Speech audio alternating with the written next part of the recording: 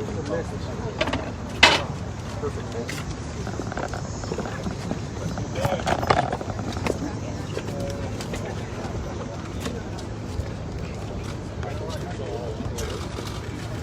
right, happy August, everybody. You know, the world's burning down with Afghanistan. Of course, you know, crime out of control in the United States of America. Even though the Biden administration tells us inflation doesn't exist, I just got some gasoline, I can tell you it does. All these things are happening, and you think we'd be here in Washington, D.C. in August to deal with those things. But we're not. We are not. We are here to pass what essentially is the Green New Deal, or to vote on the Green New Deal. I call it the Red New Deal because it supports the Chinese Communist Party and will soak American employers in red ink. We'll be handing out pink slips across America if this thing passes. But that having been said, we're here to talk about, because this is what the speakers brought us in for, not to deal with Afghanistan, not to deal with inflation, not to deal with the border on fire, not to deal with crime out of control because we're defunding the police, but to deal with unbridled spending. Unbridled spending in the passage of the Green New Deal and the Socialist Budget Reconciliation Act offered by Bernie Sanders. So we want to talk a little bit about infrastructure. That's what we're here for today, as much as we should be talking about Afghanistan. First of all, the Biden administration promised the United States of America that no new taxes would be offered or required with this bill. Well, I will tell you, the CBO, which I'm not a fan of, but if you are a fan of the CBO, just came out with the report that it's going to cost $250 billion. $250 billion. We're just going to print that, so I know no one's concerned about inflation, but the American people are. Inflation is taxation. It hits every one of us. It provides billions of dollars in green subsidies, bailouts, yes, bailouts and handouts to individual places, geographical, politically connected locations, and people. You can just let your mind wander upon that. And who's in charge of all that? Former Governor of Michigan, Granholm, who's got a horrible track record. She is the least qualified of any cabinet member. So what she did with A123 Systems and Fiscal Automotives in Michigan, where the taxpayers had to bail all that stuff out, you can plan on that happening right here on a massive scale at the federal level. You can expect all these failures to be borne by the taxpayers. Green new subsidies to fund Chinese companies. I already talked about that a little bit. The vast majority of batteries, solar panels, wind infrastructure produced in China by the Communist Chinese Party. American tax dollars are going to go to pay for that. Those jobs are not going to happen and aren't happening in the United States of America. This going to a country that unleashed a pandemic across the world, and in the United States, when we're trying to head back to school, talking about lockdowns, vaccine mandates, mask mandates. All the American citizens putting their rights aside for what the Chinese Communist Party, this bill, these series of bills that we're going to vote on here tomorrow and the next day, support the Communist Chinese Party. Only 1/5 of the spending goes to actual infrastructure. People support infrastructure. Here's what they don't support: lying to them, right? And telling it's infrastructure and then not spending it on infrastructure. That's what this is. The American people aren't fools. They're not dummies. They're not going to be duped by this. I will tell you this is so bad that there's money in this to actually pay for Canadian highways. Canadian highways. Look, I understand what we tried to do in Afghanistan, right? But what are we doing in Canada? Paving their roads with American tax dollars. Unacceptable. Finally, some of my both Democrats and Green New Republicans are embracing the left's failed talking point that highways are racist, using the left radicalization in everything, every single issue, including the Reconnecting Communities program.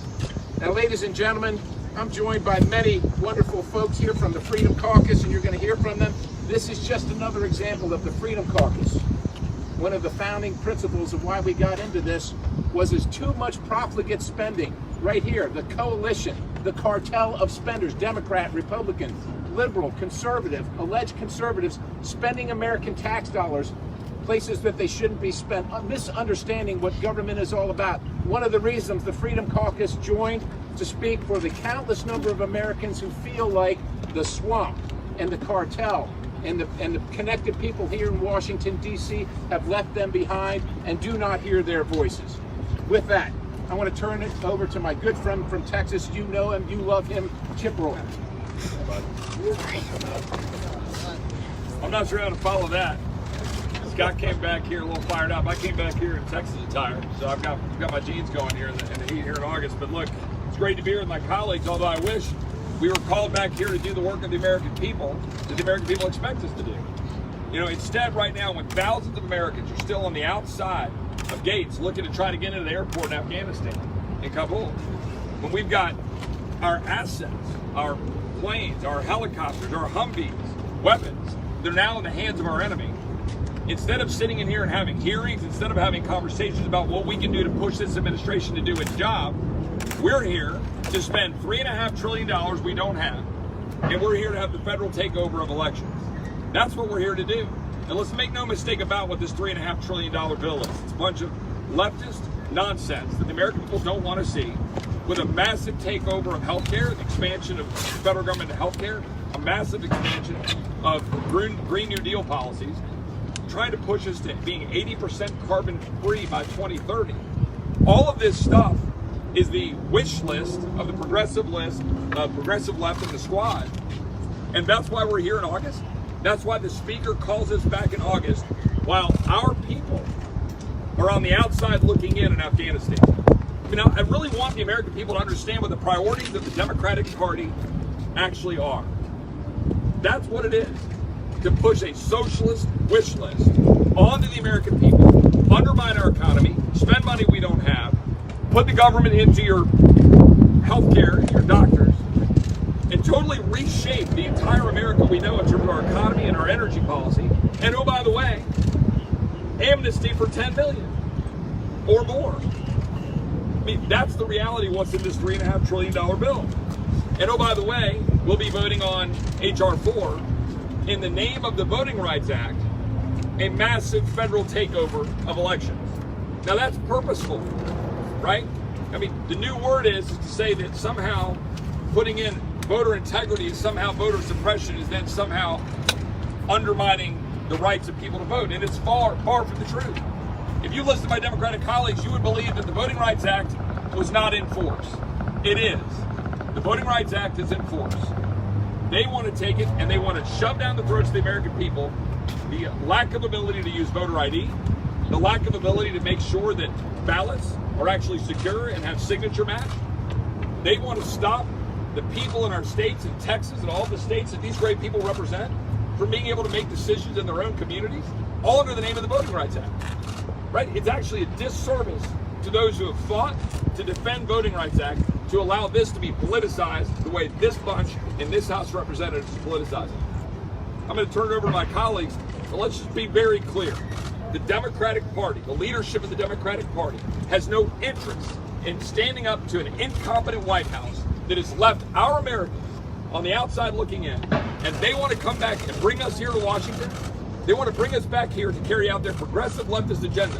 And I can tell you that the people in Texas, we're not having it. Enough of this nonsense.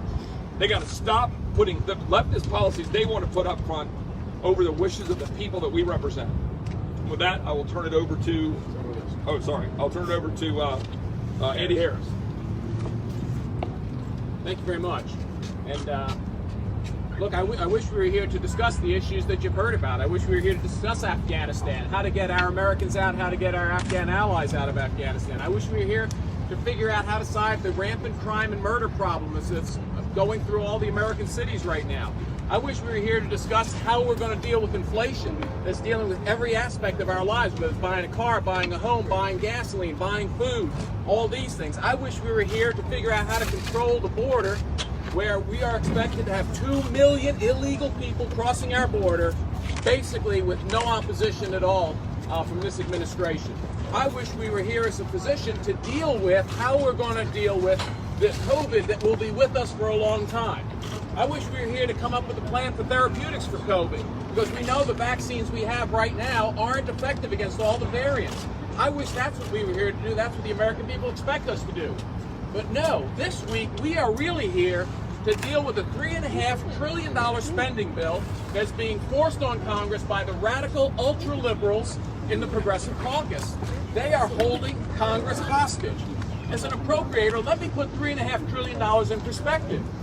We've been here since January. We haven't finished the work spending $1.5 trillion through the regular appropriations process.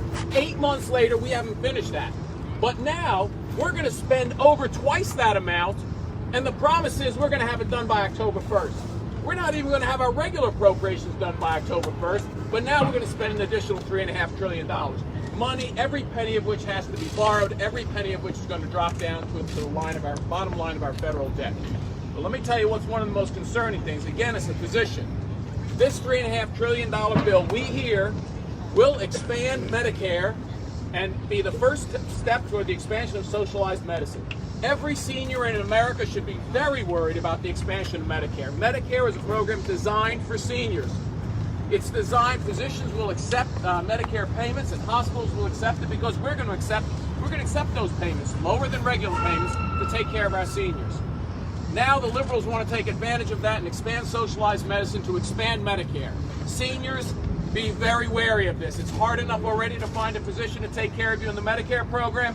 It will be exceedingly hard if the ultra-liberals get their way with Medicare expansion.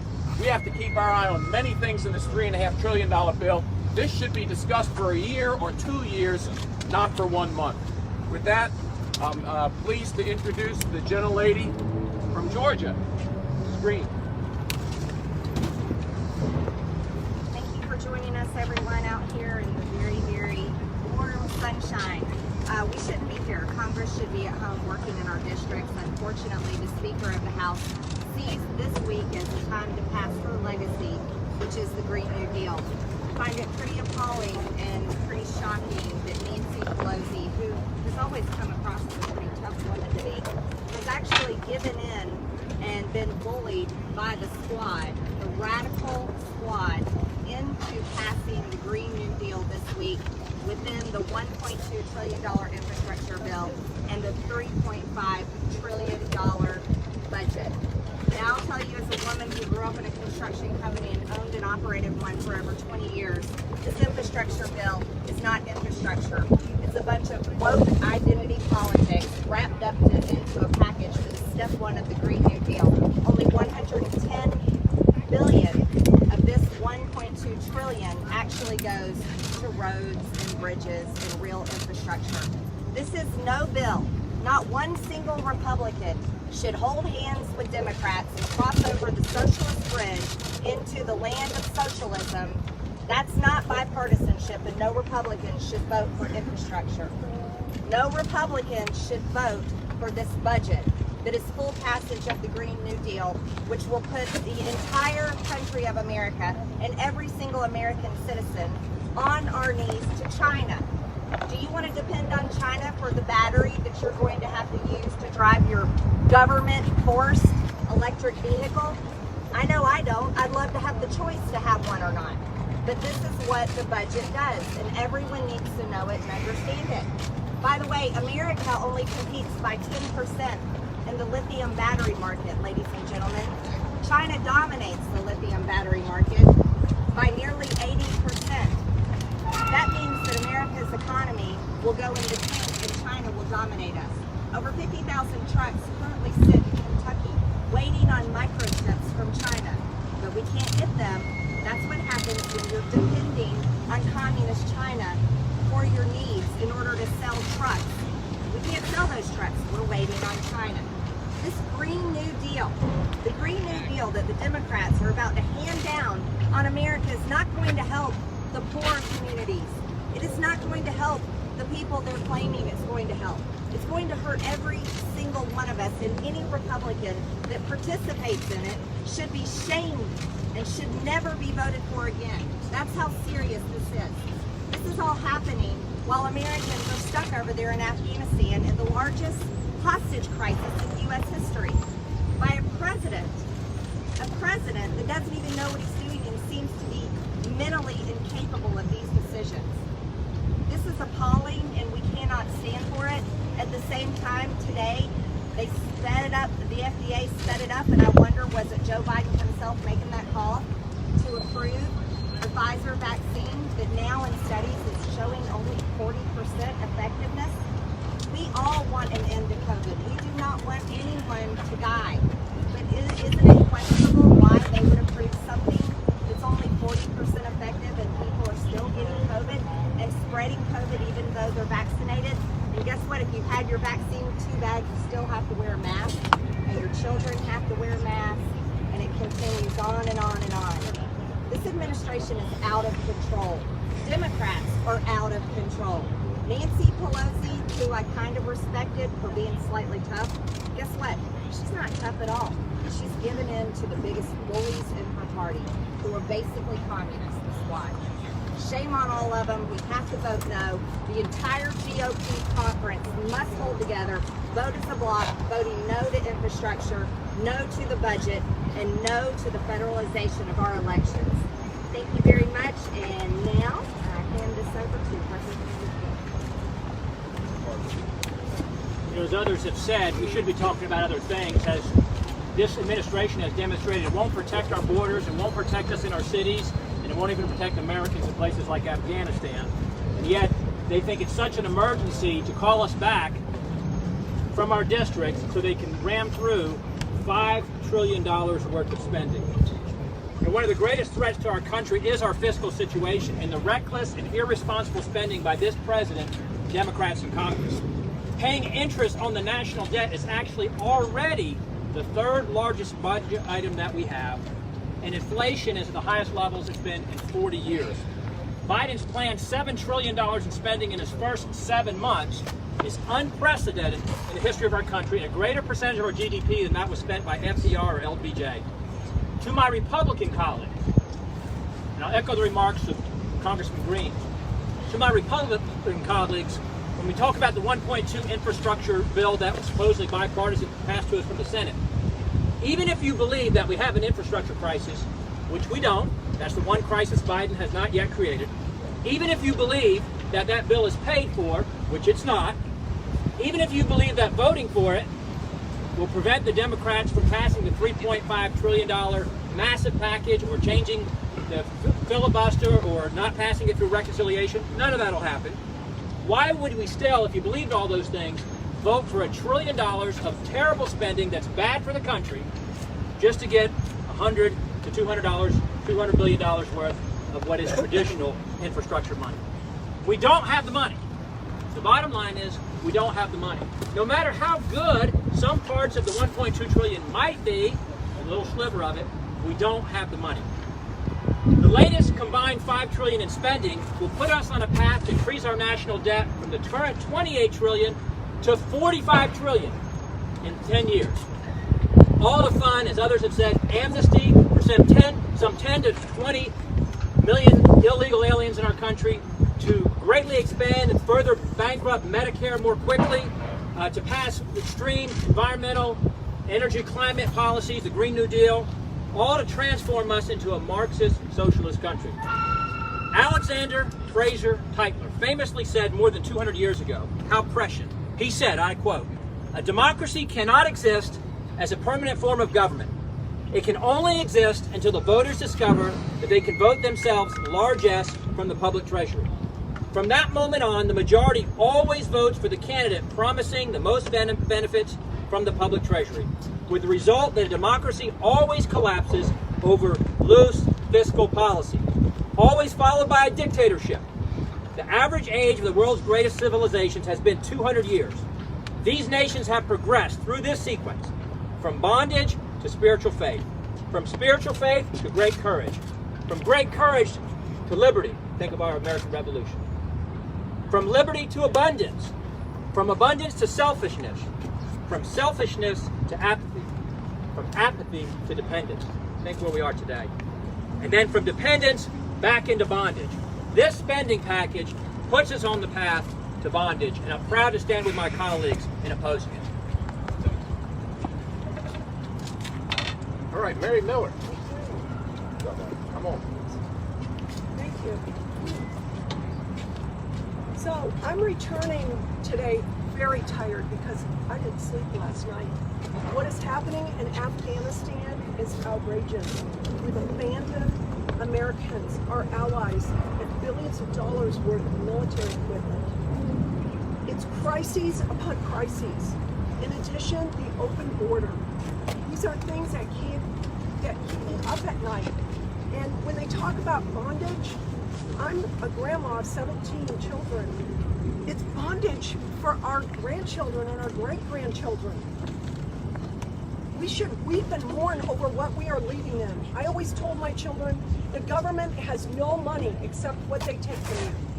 And the role of the government primarily is to protect the people and promote production.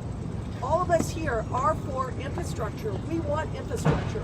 But this is outrageous what they are promoting. They're lying. This is not infrastructure. When less than whatever 7% of it is to actual traditional infrastructure, roads and bridges, port, locks and dams, ports, and even our electric grid is crumbling and vulnerable. And so much is happening in our world right now. The Biden administration is causing us to be a laughingstock around the world. Our allies don't respect us and our enemies don't fear us. It's a dangerous place to be in. The Democrats are trying to deflect from what they've done and are doing. They're focusing on mask mandates, which, by the way, I've mentioned before, as a farmer, we do dirty jobs. Those blue paint masks are nothing but a joke. If you wore those into a bin to clean up in, you would be sick. You would end up with pneumonia or something like that. They don't work. So they're focused on these ridiculous mask mandates for our kids going back to school, spending trillions of dollars on the Green New Deal, leaving our borders wide open, defunding the police, causing inflation in our economy, and then wanting to draft our daughters into the military. They don't reflect regular Americans. We are here to represent regular Americans and say no.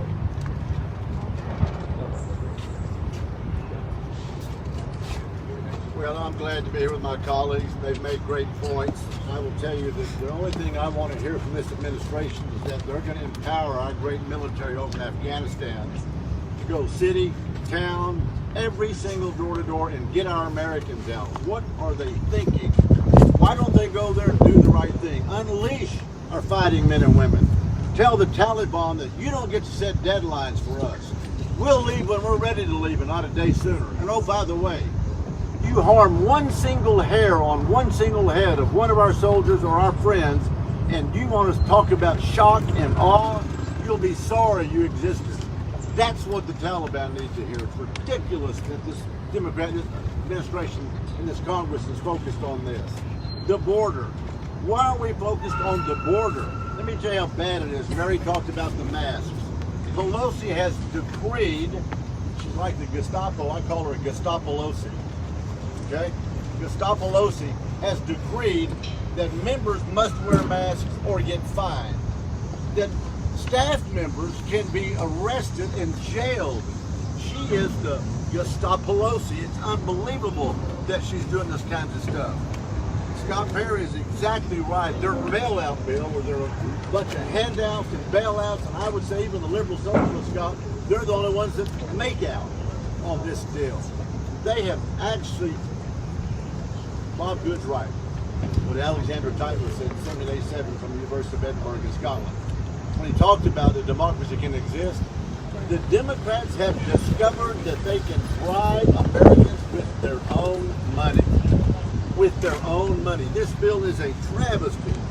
No one's denying we need better bridges and roads, and Republicans are ready to work together on infrastructure if the majority had been willing to consider any of these priorities.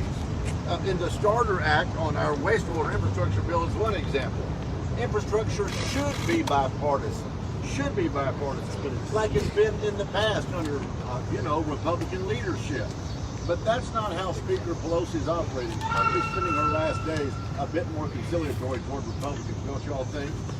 Everything in the infrastructure bill is reckless abandonment, bribing people with their own money, I call it. It's not true infrastructure.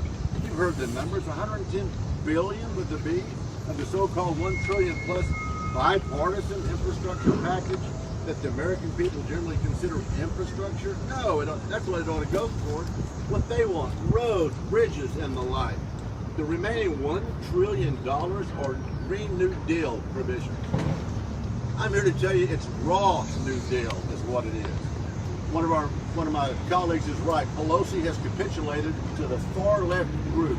And we used to think she was tough. I didn't think she is. She's not.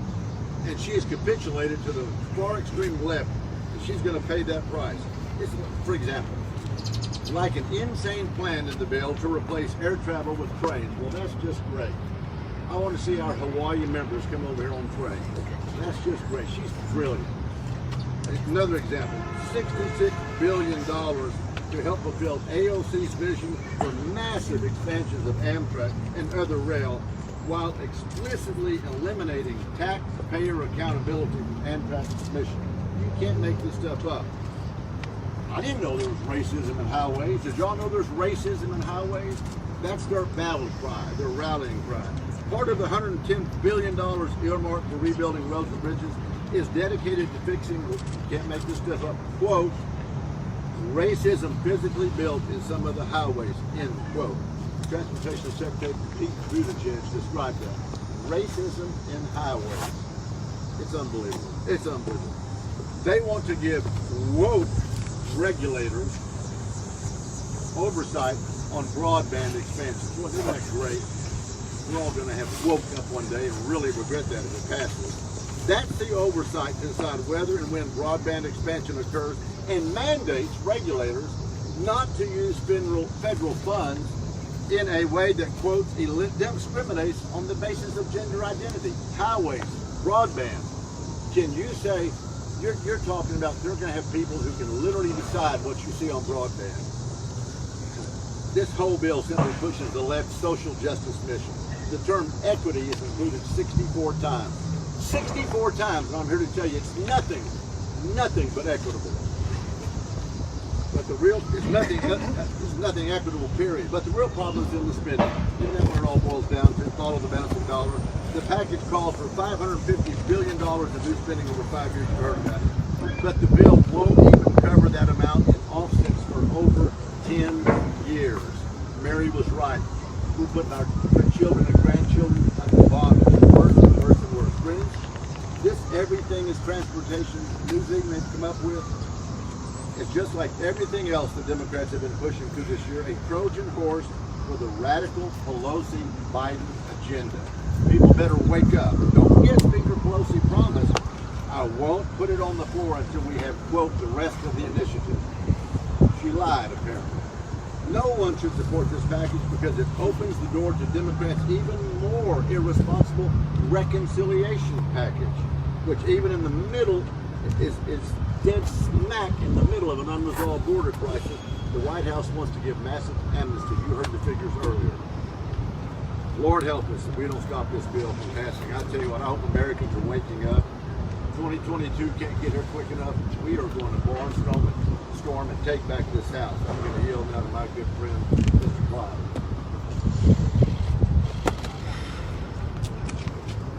So why has Nancy Pelosi called us back to Washington, D.C.? Instead, she should have called us back to get Americans home from Afghanistan in the wake of President Biden's disastrous retreat. But did she? No. Speaker Pelosi and her Democrat colleagues have determined that now, of all times, is the appropriate time to bring up Bernie Sanders' radical $3.5 trillion budget that will further wreak havoc on the American economy. If passed, Americans would be burdened with hundreds of billions in new debt. The new Democrat spending will exacerbate inflation, which is already on pace to be the highest in 40 years. In Georgia, used cars are up 56%, food prices 4.8%, and residents are paying 74% more for gasoline. Under the Republicans' Tax Cuts and Jobs Act of 2017, families in Georgia received an average tax cut of $2,000. Yet Pelosi plans to bring a budget to the House floor that would reverse that tax relief for my state and every other state.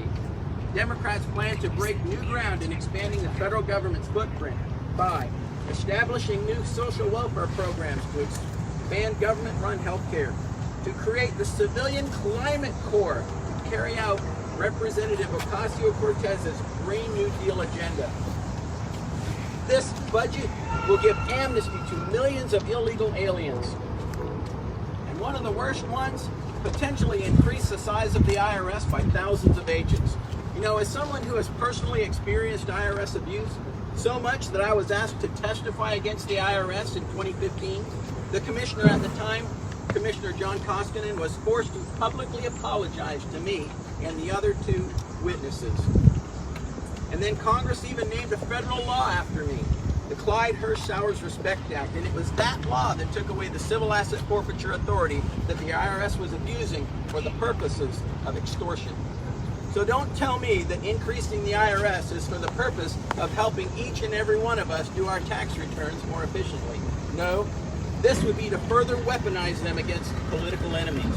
These are just a few of the most egregious provisions in the Democrat deal. What's more, the $3.5 trillion budget resolution was sent to the House in tandem with the Senate's $1.2 trillion infrastructure deal, for a combined total of $4.7 trillion in new federal spending. Not a solitary Republican or Democrat should vote for this. Socialists maybe, communists might, but not a Republican or a Democrat. This $4.7 trillion in spending will wreak havoc on our economy at a time when we desperately need stability and we need Americans to get back to work. The Speaker should immediately stop this fool's errand and get the focus of the House on saving American lives stuck behind enemy lines in Afghanistan. And with that, I yield to my friend from South Carolina, Ralph Norman. You know, as I look out here among y'all, most of you, if not all of you, are young people. There's two different worldviews that we have in Congress today. One is, this is all their money. This is not your money. They want to spend it like they see fit. You know who is robbing? Each one of you. Each one of you, from your inheritance, for your children, for your grandchildren, as Congressman Miller mentioned. And let me ask you, is it too much to ask politicians not to pass a $5 trillion spending bill at 2 in the morning? Is it too much to ask for politicians to balance a budget like each of us have to do in our business, in our families? Is it too much to ask for them to take the spending of your dollars seriously and give it back to you rather than for them to spend it? You know, all of you ought to ask Biden, turn the teleprompter around so y'all can read it. He can't read it. He doesn't understand it either. But the sad part about it is, we're spending America's future. We're going down the path of socialism. We're going down the path that is going to be hard to retreat from. Y'all, I'm not going to recite the figures. Y'all know what's in the bill. You know, amnesty for, I would say, 10 million people. Our military cuts, when we're leaving innocent people behind in Afghanistan, cut and run, it should not happen, folks. And it's up to y'all to spell it out and to broadcast it, because it is criminal what this administration is doing. It is criminal what Nancy Pelosi is doing. It is criminal for her to call us back to do what she's asking us to do, which is just spend more of your money. I'm thankful for all of my colleagues at Freedom Caucus. We're going to keep it up. We've just begun to fight. And I don't care whether it's not printed in the press, whether the majority of people are not saying anything, we're going to stand up, because our country is too important. We got a great country. And where do you go if it's not America? Where do you go? Venezuela? You go to Cuba? You go to China? See how that works out. Thank y'all for coming today, and appreciate everyone coming. Louis Gump. Thank you. If it weren't for what was going on, real travesty going on in Afghanistan, the travesty going on our southern border, all of the crises that this administration has created themselves, then it's hard to believe that anybody would have nerve to say, let's come to Washington and spend trillions of dollars we don't have on pet projects that will move us to being a Marxist nation. Ayn Rand, decades ago, put it right. The course that they're wanting to follow returns us to the primitive. It stops us continuing to improve lives and to extend lives That comes to an end when you stop producing energy. We were energy independent. There are so many wars that have been fought over energy to keep a country going. We had it, we still have it. And yet this administration has brought that to an end.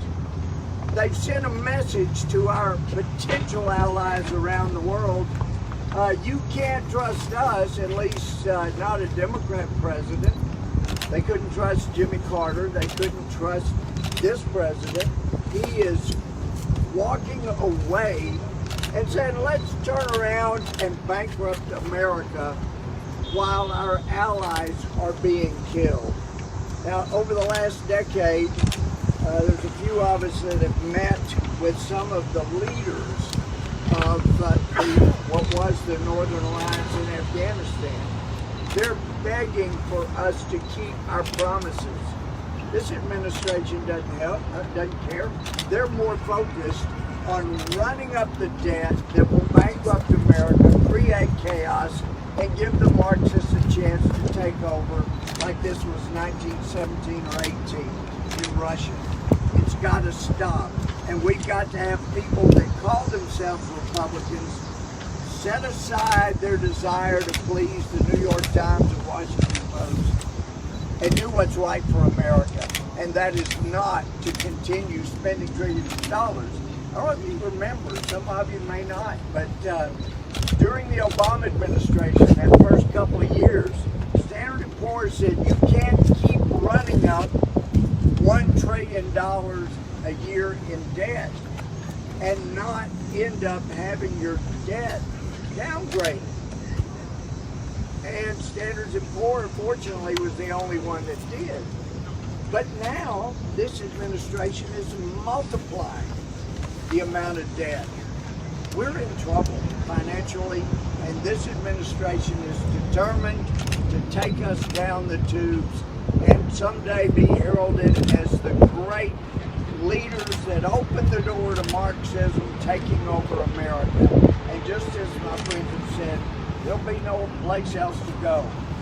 Friends in legislatures around the world have said, you lose your freedom in America, there will be no freedom in the world.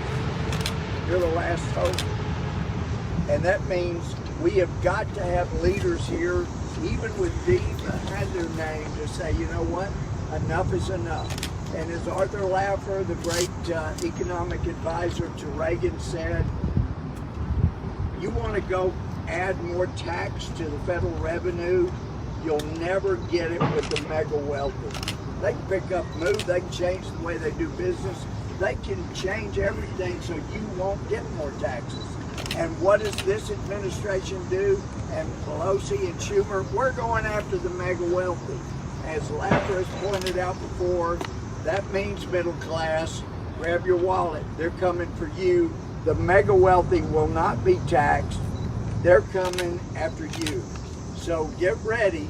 If we are not successful in stopping this atrocity of a bill they're saying is infrastructure, Green New Deal, whatever they want to call it, it's headed toward bankruptcy for all caring Americans. And by the way, when you run up the price of energy, as this administration is doing, it's inconvenient to their mega wealthy friends. Zuckerberg, all those mega wealthy, it's inconvenient. But for working people in America, those on fixed salaries, seniors, it is absolutely devastating. Think about how your own pocketbook's going to be doing once energy prices double, triple, and continue skyward. That's where we're headed unless we're successful in stopping it. Thank you, Louis. I'm Dan Bishop from North Carolina, and I'm on the list, but I'm glad I got in here, Scott. I'm proud to be here with my Freedom Caucus colleagues. And so Nancy Pelosi has called us back in the middle of August to prove that Democrats on this end of Pennsylvania Avenue are as out of touch and incompetent as Democrats on the other end of Pennsylvania Avenue.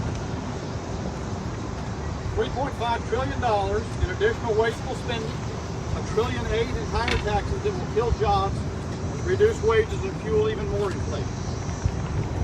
And it's not just that they're going to tax the people under $400,000 along with the wealthy, as Louis just made the point. They got to you first, all of you under $400,000, because you're the ones who are bearing the brunt of inflation that's already spiked and is going higher with their plan. Meanwhile, this being Washington, the suspense, what we're all in suspense about, is whether the $3.5 trillion bill will be voted first, or instead a different bill to spend $1.2 trillion, $0.5 trillion of that being new, higher spending and debt, mostly toward the Green New Deal. Almost $7 trillion when it's piled on top of the $1.9 trillion earlier this year by the Democrats on a purely partisan vote. Someone said earlier today that it's a spending frenzy by the Democrats. No, that doesn't quite do it. It is a ferocious, slobbering frenzy of spending to spin the American people into ruin. And as the train rolls down the track and details emerge, we're likely to see, as others have said, amnesty for illegal immigrants on a broad basis, abolition of right to work, a repeal of the state and local tax deduction cap so that North Carolinians will again subsidize the wealthy taxpayers being bled by high-tax Democrat states. Look, there's a consolation, and that is Americans will have an opportunity again to be remembered. Just as before, and just before the midterm, that inflation, stagnation, and debt are what Democrat policies produce. And with that, I'll turn it back over to Scott. Again, we are the Freedom Caucus, speaking on behalf of countless Americans that know and feel like this place has left them behind. And my colleagues and the ones that are not here, we're happy to take your questions. Yes, sir. Why do we have Nancy Pelosi trying to push a multi-trillion-dollar spending bill, Chuck Schumer dancing around with Stephen Colbert, while Americans are behind enemy lines? What's the disconnect? The disconnect is that the Democrats, unfortunately, look, I will tell you, I think the Democrat Party that I grew up around, friends I go to church with, doesn't exist anymore, right? They keep using the name the Democrat Party for credibility. These are really socialists. They don't really care what the American people think. They want to do this. They know what's better. That's what this is all about. This government exists to secure the rights of Americans, not to tell them what to do. But that's what's happening. That's what we're being asked to vote on today. That's just the long and short of it. It's unfortunate, but it's reality. Excuse me, I have two questions for you. The first one, I know a couple of people mentioned, Marjorie Taylor Greene, you mentioned the China relations, like how it would make grow China's economy. I wanted somebody to clarify, do you refer to the budget reconciliation or the hard infrastructure? Both of them. All of it. And both of All of it. 7.5 billion in the infrastructure bill pays China to build the infrastructure grid here in the United States for electric vehicle charging stations. Then, and you add on the budget. Once the budget is passed, that's full passage of the Green New Deal, which completely hands over America to be reliant on the dominant producers of lithium batteries, which is China. Communist China. They already gave us COVID-19.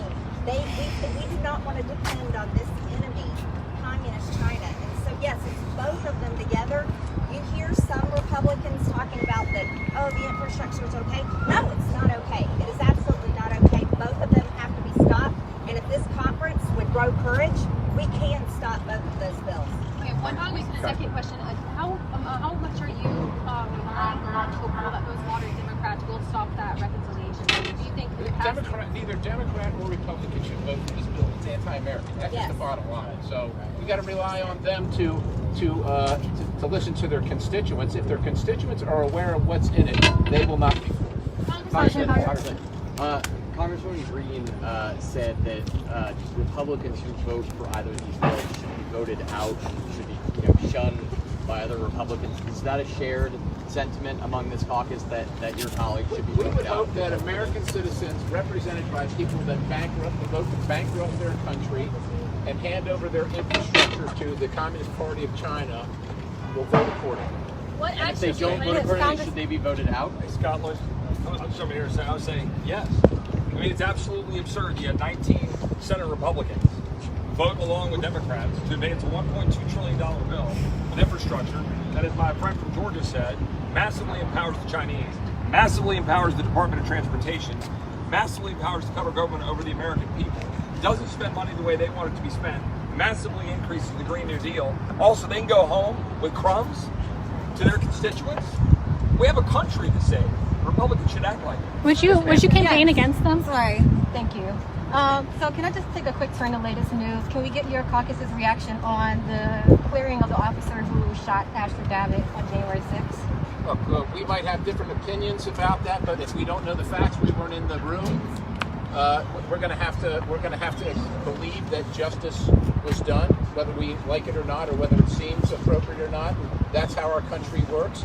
At some point, we would like to see how they came to that conclusion. I think all of America would. I think that's fair, but we accept the results, understanding that it's a fair process. Thank you. Yes, ma'am. Sir, thank you. I wanted to ask on Afghanistan. What is the frustration that you guys are back now this week with everything unfolding, and that there won't be hearings that are scheduled on to visit the crisis office? So every single day, and listen, as an individual who's been proud to wear the uniform of the United States military for over 38 years, every single one of these members has heard from veterans this last week or so about the heartbreak, about the loss, and the fact that it seems like it was all for nothing. 20 years ago, we went to Afghanistan, essentially a 7th century world, to fight terrorists. The Taliban was present, Al-Qaeda was present, Osama bin Laden was present. 20 years later, all the lives lost, thousands of lives lost, trillions of dollars. The credibility of the United States after 20 years, the only thing that's different now is, well, Osama bin Laden thankfully is off the battlefield, but now the enemy, the terrorists, have our weapon system. It is unacceptable when people are saying to these members of Congress, what are you going to do about it? Well, Nancy Pelosi's in charge, Chuck Schumer's in charge, Joe Biden is the commander-in-chief. We're ready to spring into action at a moment's notice. We are here. We are ready to do what can be done, but we are not the commander-in-chief. Let me follow that up. Our great people in uniform, you bet, they have to wonder, did they sacrifice for nothing for knowing and their families? And I will tell you that our office has been working with people overseas right now that are begging us. We're talking about civilians. We're talking about missionaries. We work with 2 missionaries. Please help us. I know Nancy Pelosi's office has to get resolved. Yet, this is what they're doing. That's what we should be focused on. Carolina, let me say this. You know, in the hotline in South Carolina, you know what it's filled up with? Vets who are on suicide lines. Vets who are watching this catastrophe. And so Yes, what ma'am. is it that Thank you. Just wanted to turn to the vaccine. Now that the Pfizer vaccine, just want to turn it back to the truth. Should Americans trust the Pfizer vaccine now that the FDA has approved it? What was the actual question? Should Americans trust the Pfizer vaccine now that the FDA has approved it? Well, look, I mean, I don't want to speak on behalf of everybody here, but like 10 years ago this month, I was using a drug that was FDA approved for relapsed cancer patients in order to fight the cancer that I had, Hodgkin's lymphoma. That pharmaceutical company developed a drug that helped save my life. That's a great thing.